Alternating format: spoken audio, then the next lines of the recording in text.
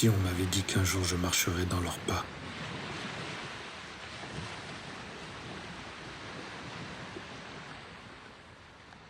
Assis devant mon ordinateur, ma valise est prête.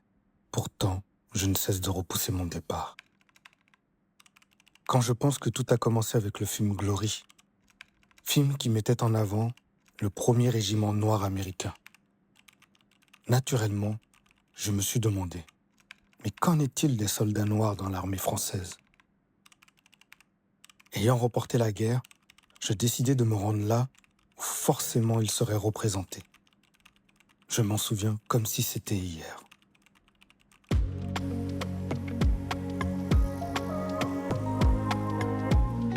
L'Arc de Triomphe. Monument initié par Napoléon, il est censé représenter une gratification pour les batailles gagnées. S'il y a bien un endroit où seraient représentés les soldats noirs de l'armée française, ce serait ici. Je les imagine déjà gravés dans la pierre pour l'éternité. Comme beaucoup de Parisiens, je l'ai souvent vu sans jamais vraiment le regarder. C'est bien la première fois que je l'observe en cherchant quelque chose en particulier. Mais je ressens comme une sorte de gêne. Je ne vois pas de représentation de soldats noirs. Ont-ils été oubliés? Non, c'était impossible. Ont-ils été effacés de l'histoire? C'est vrai qu'à l'époque, l'homme noir ne pouvait être vu comme un égal vis-à-vis de l'homme blanc.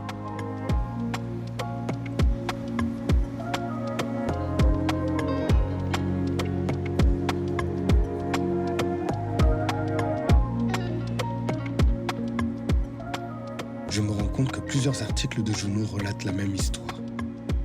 Aucun soldat noir n'a défilé lors de la libération de Paris, à part un certain Claude Mambassi. Une demande faite par l'armée américaine à cause de la politique ségrégationniste de l'époque. Je décide de me rendre là où tout s'est joué.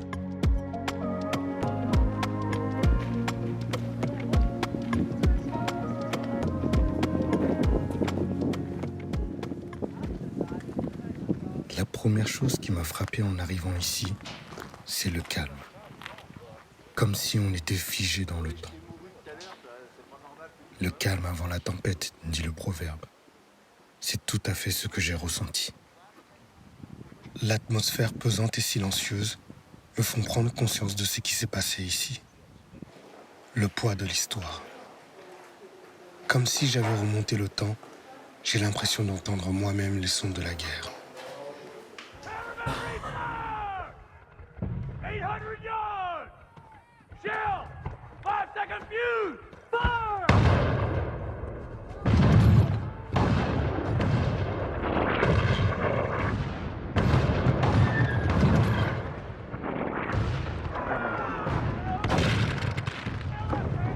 Counter battery fire! 800 yards! Shell! 5-inch! 5-second fuse!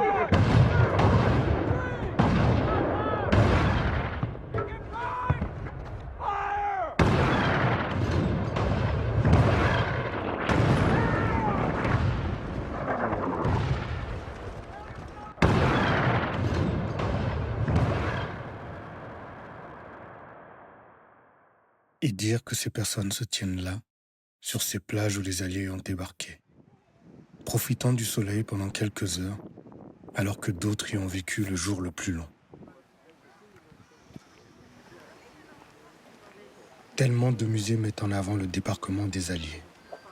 Omaha Beach, Utah Beach pour les Américains, Gold Beach, Juno Beach, Sword Beach pour les Anglo-Canadiens. Mais cela ne change pas ma question. Où sont les soldats noirs de la mer française? Tous me parlent de soldats noirs américains, que ce sont les seuls ayant combattu sur les plages de Normandie. À force de chercher, quelqu'un me demande si je connais le second débarquement. Un deuxième débarquement?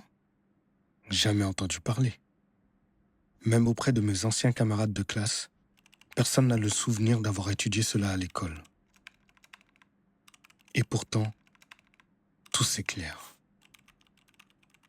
Le 15 août 1944, environ 50 000 soldats débarquèrent sur les plages de Provence. Menée par les armées alliées françaises, anglaises et américaines, cette offensive est appelée Opération Dragon.